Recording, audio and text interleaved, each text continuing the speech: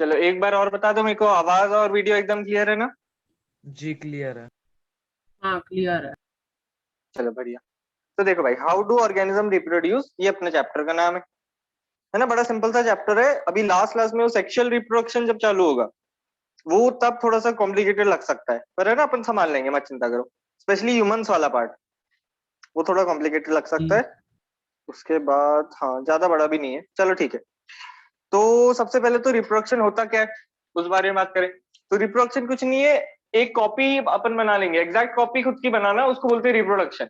उसको बोल देते हैं कि अगली जनरेशन, है ना? मतलब फैमिलियर तो है ही अपन। रिप्रोडक्शन क्या होता है, एक होता है पेरेंट और एक होती है उसकी ऑफस्प्रिंग। उसको बोलते हैं कि रिप्रोडक्शन करके पेरेंट ने क्या प्रोड्यूस किया, ऑफस्प्रिंग। कॉन्सेप्ट से तो फैमिलियर है अपन, है ना? डेफिनेशन भी छोटे में सुनी होगी कि the process by which an organism produces another organism of its own kind. ऐसा सुना है दोनों ने? जी जी बस थोड़ी इसकी डेप्थ में जाने वाले हैं ना। चलो मैं इस शुरू का, जैसे यहाँ तक का पार्ट है 128 पेज नंबर तक जो पूरा पार्ट है वो मैं रीड करते करते समझाऊंगा, क्योंकि वो इंट्रोडक्शन चल रहा है। उसके बाद से मैं फिर पहले समझाऊंगा, फिर अपन रीड करेंगे, है ना? 128 तक मेरे साथ साथ चलते जाना, रीड कर रहा हूँ मैं। अच्छा, हाउ डू ऑर्गेनिज्म रिप्रोड्यूस, यहाँ से शुरू कर रहा हूँ। Before we discuss the mechanism by which organism reproduce, let us ask a more basic question, why do organism reproduce. हाँ, रिप्रोड्यूस करने की जरूरत क्या है ना? कि पेरेंट जो है उनको प्रोजेनी बनाने की, उनको ऑफस्प्रिंग जो है बच्चे बनाने की जरूरत क्या है? ये इसलिए होता है क्योंकि अपन अपनी स्पीशीज को कंटिन्यू कर पाए। देखो एक बड़ी अच्छी सी चीज है, बताता हूं मैं तुम्हें। एक होता है ऑर्गेनिज्म, ऑर्गेनिज्म, एक होता है उसकी स्पीशीज। ऑर्गेनिज्म क्या है, एक इंडिविजुअल है। स्पीशीज क्या है, पूरा ग्रुप है। बात समझ पा रहे हो? हाँ, तो अपन को मतलब किसी भी, कोई भी चीज जो है, जो भी जिंदा है, वो ये दो चीजें चाहती है कि वो खुद भी जिंदा रहे और उसकी स्पीशीज भी जिंदा रहे, है ना? जैसे वो खुद भी, जैसे अपन ह्यूमंस की बात कर ले कि भाई मैं भी जिंदा रहूं, मेरी फैमिली भी जिंदा रहे, यही चाहते हैं। ऑर्गेनिज्म जिंदा रहे, स्पीशीज भी जिंदा रहे। तो ऑर्गेनिज्म जिंदा रहने के लिए क्या करता है, लाइफ प्रोसेसेस। याद आ गया ना, 4 प्रोसेसेस बेसिक होते थे जिंदा रहने के लिए जो करने पड़ते थे, है ना? तो ये तो पूरा चैप्टर पढ़ चुके हैं अपन। पर भाई स्पीशीज चलती रहे उसकी। अब देखो डेथ तो आनी है कभी ना कभी, वो ऑर्गेनिज्म है ना, उसकी जो नेचुरल एज है खत्म हो जाती है। जैसे ह्यूमंस में ऑलमोस्ट 100 ईयर्स टाइप रहती है ना? 100 भी अब तो और कम हो गई, 70 के आसपास। तो उस टाइम पे क्या हो जाता है ना, जब ऑर्गेनिज्म चला जाएगा इस दुनिया से, वो क्या चाहता है, उसकी स्पीशीज कंटिन्यू रहे। अगर मान लो इंसान रिप्रोडक्शन करते ही नहीं, तो सारे इंसान धीरे धीरे एज होने लगते और एक टाइम के बाद इंसान होते ही नहीं इस दुनिया में। बात समझ पा रहे हो ना? जी तो स्पीशीज को कंटिन्यू करना चाह रहे हैं अपन, है ना? 2 मकसद होते हैं जिंदा रहने के। आप अगर जिंदा हो तो आप के बेसिकली 2 चीजें होती है कि आप खुद जिंदा रहो, आपकी स्पीशीज जिंदा रहे, स्पीशीज चलती रहे, क्योंकि आप तो कभी ना कभी चले जाओगे। स्पीशीज चलती रहे। ह्यूमन जो है, इतनी पॉपुलेशन क्यों बढ़ गई? क्योंकि रिप्रोडक्शन से क्या किया जा रहा है, वो होमोसेपियन जो है अपनी स्पीशीज होती है, वो पूरे ग्लोब में फैलती जा रही है धीरे धीरे। तो स्पीशीज अपनी कंटिन्यू होती जा रही है। पर ऐसा कोई इंसान नहीं कि जो बहुत, जैसे 10,000 साल से जिंदा है, वो उसकी तो डेथ होने वाली है, पर स्पीशीज अभी तक चल रही है। ये क्यों हो पाया? रिप्रोडक्शन के कारण। बताओ, थोड़ा आइडिया समझ में आया? जी चलो बढ़िया।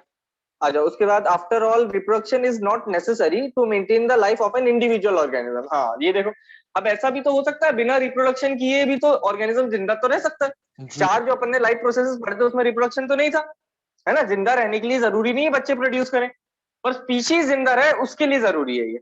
तो रिप्रोडक्शन सेकंड चीज के लिए जरूरी होता है। ठीक है, तो after all reproduction is not necessary to maintain the life of an individual organism, unlike the essential life processes such as nutrition, respiration, एक ट्रांसपोर्टेशन छूट गया, और एक्सक्रीशन। तो ये 4 लाइफ प्रोसेस जो थे ये जरूरी थे, इसमें रिप्रोडक्शन तो नहीं था। चलो बढ़िया। On the other hand, if an individual organism is going to create more individual, a lot of its energy will be spent in the process. अब देखो, अपनी जो है, अपन जैसे रेस्पिरेशन करते हैं, उससे याद है एटीपी बनते थे, एनर्जी करेंसी, जी याद आया? हाँ ठीक है, उससे अभी रिलेट नहीं कर रहा मैं बस इतना समझाना चाह रहा हूँ कि भाई ये एनर्जी बनाते क्यों थे अपन, क्योंकि ये हर अलग अलग जगह खर्च हो रही है। मैं बोल रहा हूँ इसमें एनर्जी लगती है, जब मैं खाना खाता हूँ मेरे को एनर्जी मिलती है, उसके बाद मैं जो भी करता हूँ, है ना, मैं अपना हाथ भी हिला रहा हूँ उसमें भी एनर्जी लग रही है, मैं बोल रहा हूँ उसमें भी एनर्जी लग रही है। तो उससे ये जितने भी अपन काम करते हैं, हाँ जितने भी अपन काम करते हैं, और सही बताऊं तो जितने भी लाइफ प्रोसेस होते हैं, रेस्पिरेशन से क्या किया अपन ने, एनर्जी बनाई। उसके अलावा जितने लाइफ प्रोसेस है, ट्रांसपोर्टेशन, दिल भी जो अपने धड़क रहा है उसको भी लगातार एनर्जी की जरूरत है, एटीपी के ही फॉर्म में ऑब्वियसली। और एक्सक्रीशन जो हो रहा है, यूरिनरी ब्लैडर कभी फूल रहा है, कभी पिचक रहा है, तो उस हर चीज में जो है एनर्जी की जरूरत है। तो वो जो एनर्जी होती है वो एटीपी के फॉर्म में अपन को रेस्पिरेशन से मिलती है। अब अपन चाहते नहीं है वो एनर्जी वेस्ट हो, है ना, क्योंकि अपन को बहुत सारे काम करने हैं जिंदा रहने के लिए, उस सब में चाहिए। तो रिप्रोडक्शन जो है एक एक्सेसिव काम हो गया ना, फालतू का काम है। अगर जिंदा रहने के लिए जरूरत भी नहीं है ना रिप्रोडक्शन की, तो फिर क्यों कर रहा है वो ऑर्गेनिज्म? क्योंकि उसकी स्पीशीज चल पाए।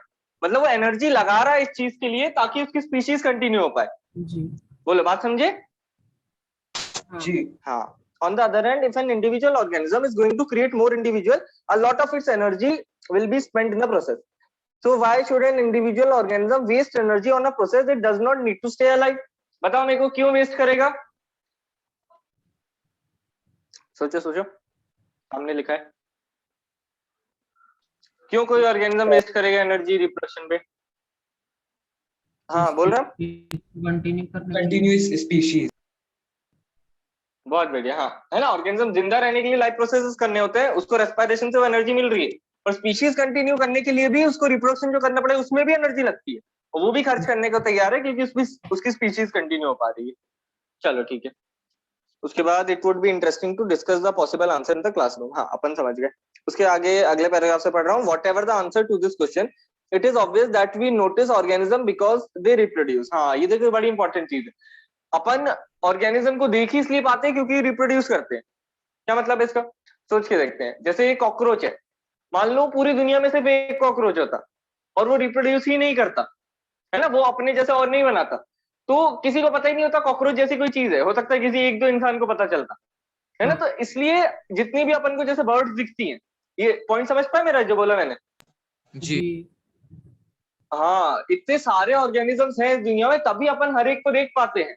अगर हर तरह का एक ही ऑर्गेनिज्म होता तो कितनी भयंकर लंबी लिस्ट बन जाती, और कितना कॉम्प्लिकेटेड हो जाता है इकोसिस्टम। एक तरह के बहुत सारे ऑर्गेनिज्म है ना, तो बहुत सिंपल सा चलता है, एक फूड चेन चलती रहती है लगातार। चलो वो सब बाद में देखेंगे, है ना। इकोलॉजी उसका पार्ट है, वो लास्ट लास्ट के चैप्टर्स में आएगा। पर मैं जो बताना चाह रहा हूँ ऐसा है कि अपन नोटिस इसलिए कर पाते हैं, देख ही इसलिए पाते हैं ऑर्गेनिज्म को, क्योंकि रिप्रोड्यूस करके इतने भयंकर नंबर में पूरे दुनिया में फैले हुए हैं। उसके आगे, हाँ, if there were to be only one non reproducing member of a particular kind, it is doubtful that we would have noticed its existence. तो अपन को पता ही नहीं चलता। उसके आगे, it is the large numbers of organisms belonging to a single species that bring them to a notice. How do we know that? एक second, हाँ, how do we know that two different individual organisms belong to the same species?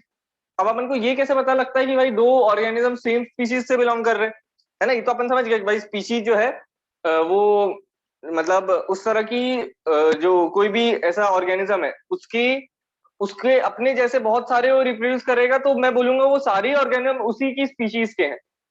ये वाली बात समझ में आई ना? जी जैसे मैं बोलूं, हाँ, जैसे मैं बोलूं कि दो कॉकरोच थे, उन्हें रिप्रोड्यूस करके बहुत सारे बच्चे दिए, और वो सारे बच्चों को मैं क्या बोलूंगा? वो सारे कॉकरोच ही बोलूंगा उन सबको भी।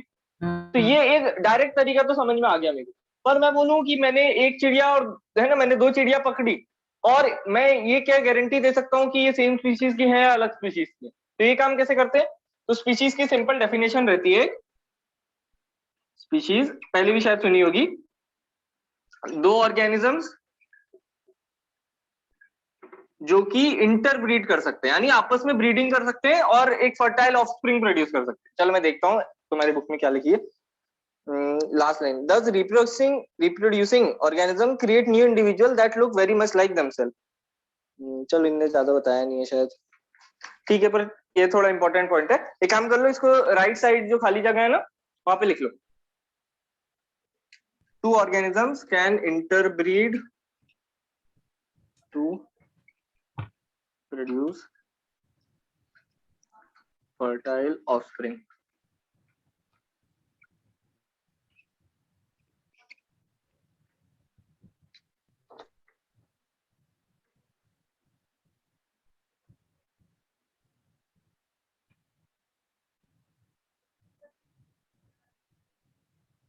राइट साइड में लिख लेना पेंसिल से इस चीज को। बस स्पीशीज क्या होती है? दो ऑर्गेनिज्म क्या interbreed to produce fertile offspring.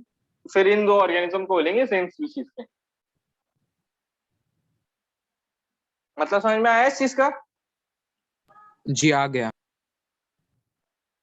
हाँ। अच्छा, खच्चर पता है तुम लोग को खच्चर क्या होता है? हाँ जी मोल। हाँ, म्यूल म्यूल बोलते हैं उसको। हाँ, सही बोल रहे हैं। घोड़े और तो गधे का घोड़ा और गधा जो होता है ना, हाँ, घोड़े और गधे जब आपस में जैसा इंटरब्रीड दिखता करता है, है, घोड़ा और गधा। छोटा रहता है। हाँ, क्या बोल रहे हैं मैं? देखने में घोड़े जैसा रहता है पर उससे छोटा रहता है। वो सामान ढोने के लिए वो करता है हाँ उसको। हाँ हाँ, एकदम सही बोल रहे हैं। तो ये जो रहता है ना खच्चर, इसका थोड़ा अपना यूज है।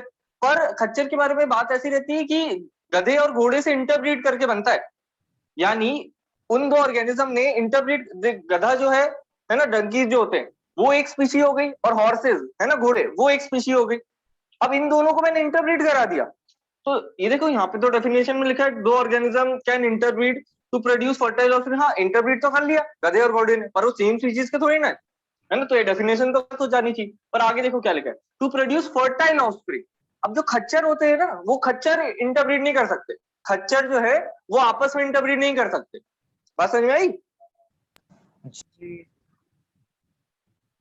हाँ, खच्चर जो है ये मतलब बनाए जाते हैं, ये स्पेशली जो है उसमें एरिया में बनाए जाते हैं, रख के गधे घोड़े को साथ में, है ना। वो आपस में खच्चर खच्चर आपस में रिप्रोड्यूस नहीं करेंगे, आपस में इंटरब्रीड नहीं करेंगे। तो इसलिए वो फर्टाइल नहीं कहलाएगा फिर, है ना। वो इनफर्टाइल कहलाएगा। जो आपस में रिप्रोड्यूस करके नहीं बना सकता ऑर्गेनिज्म, तो उसको फर्टाइल नहीं बोलेंगे। तो वो जैसे गधे और घोड़े हैं, वो दो organism can interbreed to produce fertile. यहाँ पे गड़बड़ होगी। इसलिए गधे और घोड़े जो है अलग स्पीशीज के माने जाते हैं, क्योंकि वो इंटरब्रीड तो कर सकते हैं, पर जो उनकी ऑफस्प्रिंग बनी वो फर्टाइल नहीं है। गधा और गधा रिप्रोड्यूस करेगा तो एक गधा बन जाएगा, तो वो भी फर्टाइल माना जाएगा, है ना। दो घोड़े रिप्रोड्यूस करके एक घोड़ा बना देंगे, और ये जो घोड़ा होगा ये भी और रिप्रोड्यूस करके घोड़ा बना सकता है, तो इसको भी फर्टाइल माना जाएगा। पर गधा और घोड़े मिलके खच्चर बनाएंगे, और वो रिप्रोड्यूस नहीं कर सकता, इसलिए उसको इनफर्टाइल बोले। इसलिए गधा और घोड़ा एक स्पीशीज नहीं, अलग अलग स्पीशीज। दो organism can interbreed to produce fertile offspring. यहाँ पे फेल हो गया खच्चर वाला कॉन्सेप्ट। बोलो, बात समझ में आई क्या? जी जी आ चल ठीक है, इतनी ज्यादा मेरे ख्याल से डेप्थ की जरूरत नहीं होगी, ये डेफिनेशन पर पता होनी चाहिए। आ जाओ आगे बढ़ते हैं अपन। दो organism create exact copy of themselves, ये हेडिंग है अपनी। अच्छा, चलो देखो, एक थोड़ी सी चीज समझ लो पहले।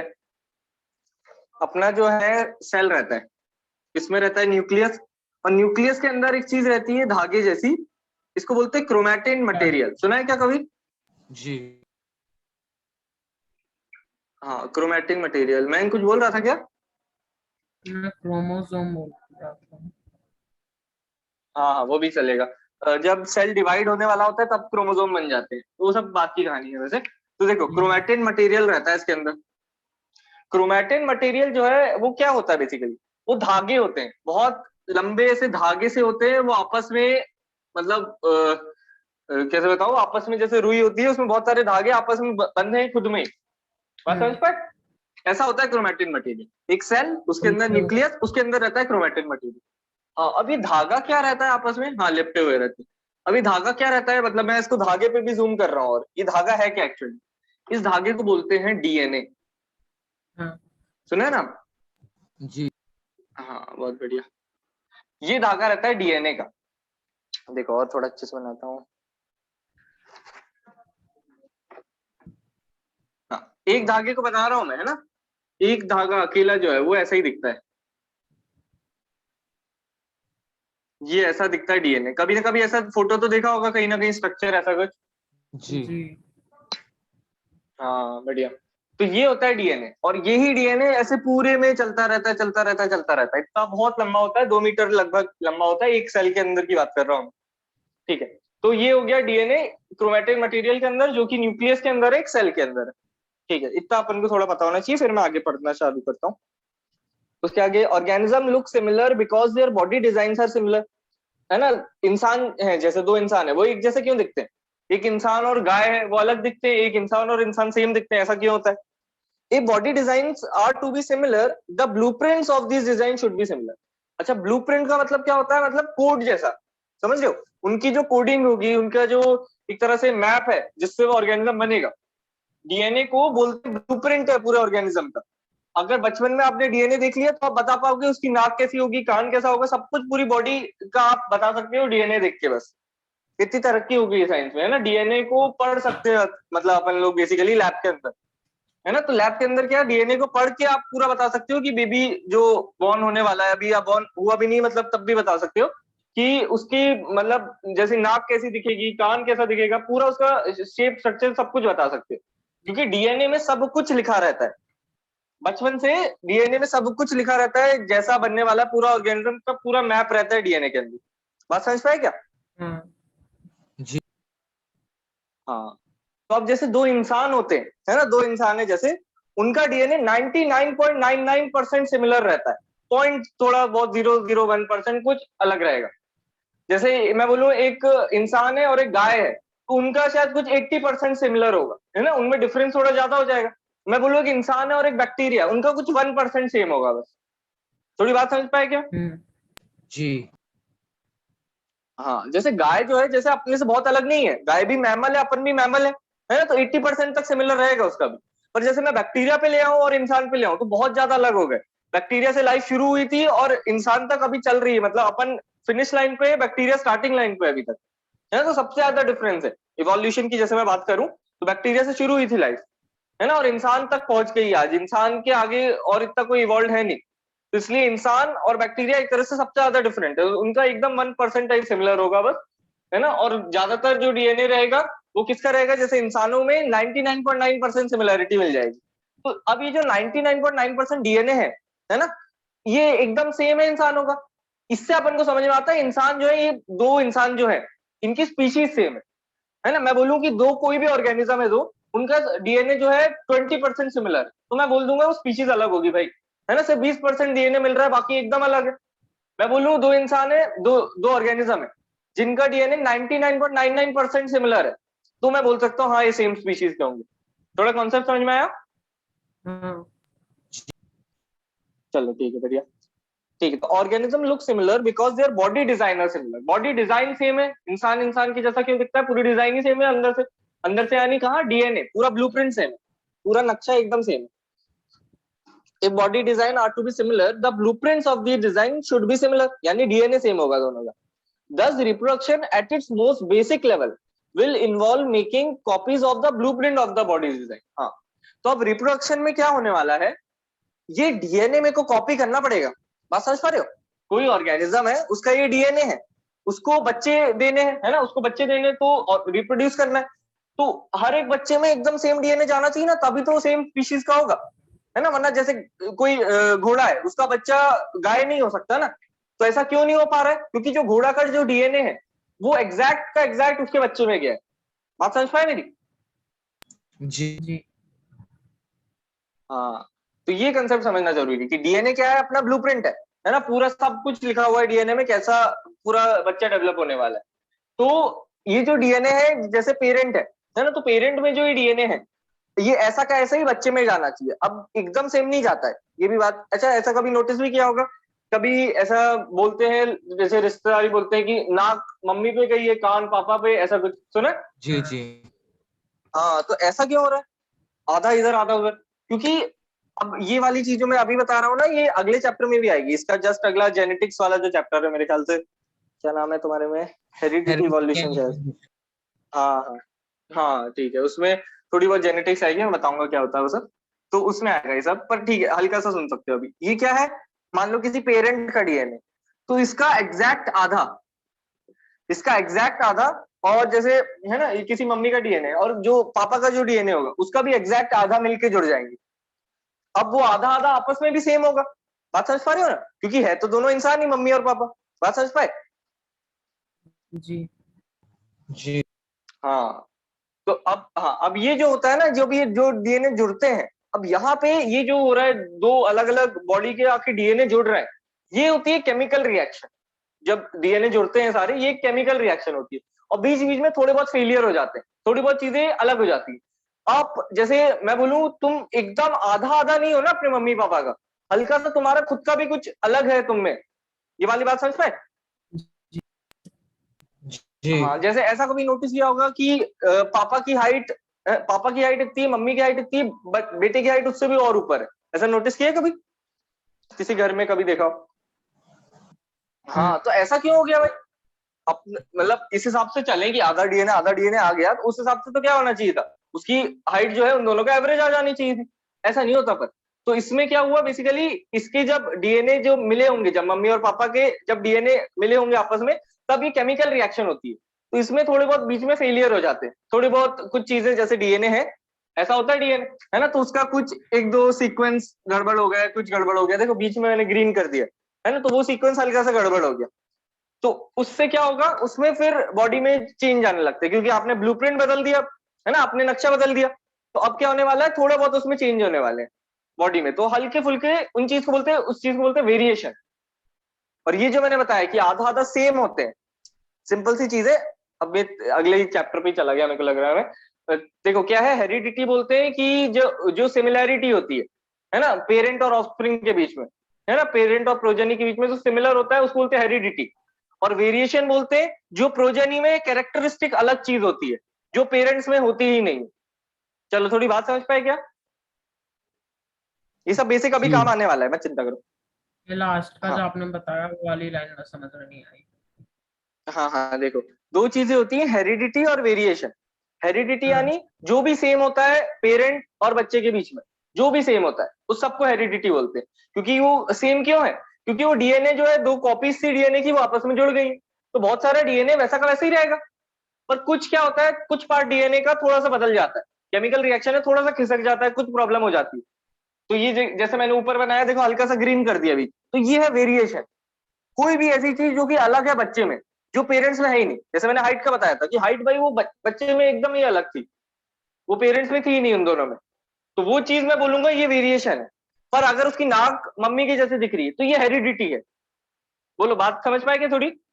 अगले हाँ चैप्टर में पूरा ये सब वापस आएगा।